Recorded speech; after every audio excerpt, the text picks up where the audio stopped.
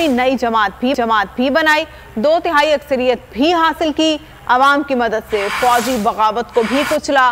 Mayor से लेकर वज़ीर-ए-आज़म और फिर सदर एर्दोगान की सियासी टाइमलाइन में पाकिस्तानी सियासतदानों के लिए बहुत से सबक मौजूद हैं।